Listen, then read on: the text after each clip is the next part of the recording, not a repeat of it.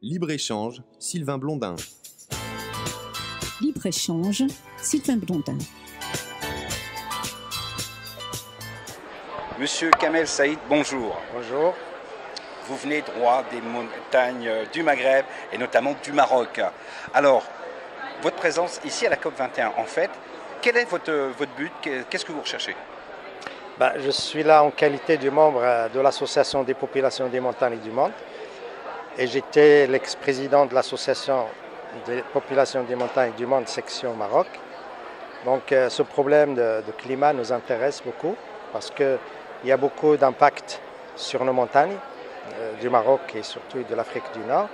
Donc nous sommes là pour demander à ce qu'on fasse quelque chose pour améliorer les changements climatiques, pour arrêter ça. Est-ce que ce réchauffement climatique se fait ressentir au niveau du Maroc et par exemple sur l'Atlas? Ça se fait sentir beaucoup. Tout d'abord, il n'y a plus de neige maintenant. Il se fait très rare. Et vous savez, il y a la plus grande cédrée du monde au Maroc. Elle commence à souffrir à cause du manque de la neige, parce que c'est une plante de neige. Il y a l'érosion, parce qu'il y a des pluies torrentielles qui arrivent de temps en temps.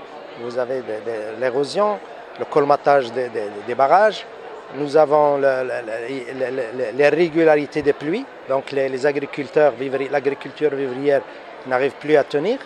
Donc on passe à l'arboriculture. Et qui dit arboriculture, c'est le pompage de l'eau, c'est la nappe qui se tarit, c'est les sources.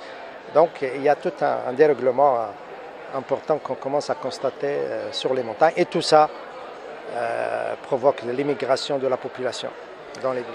Les avancées qui sont en train de se faire au sein de la COP21, est-ce que vous pensez que ça va permettre de lutter dessus, mais d'enrayer, voire complètement arrêter ce réchauffement climatique? Quelles sont pour vous vos attentes?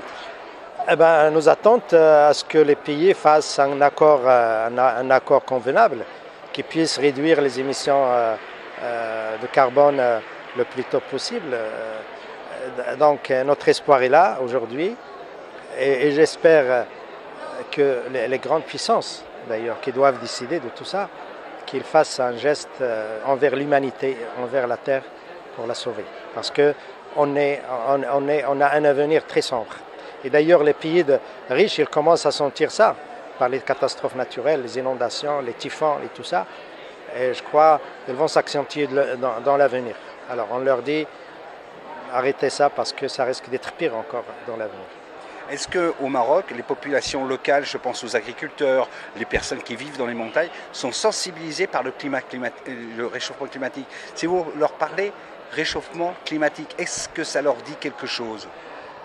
Les intellectuels, oui, les associations, mais la population, pas encore.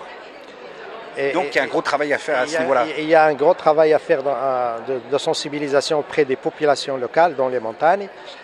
Et dans les médias, c'est vrai, on sensibilise, mais avec la langue arabophone. Et vous savez, les populations des montagnes, c'est des berbérophones. Donc il faut aller les voir sur place et leur parler dans leur langue pour qu'ils puissent comprendre. Et j'espère que le mouvement associatif se chargera de ça. Et la PMM jouera un rôle très important dans ce sens. Libre-échange, Sylvain Blondin.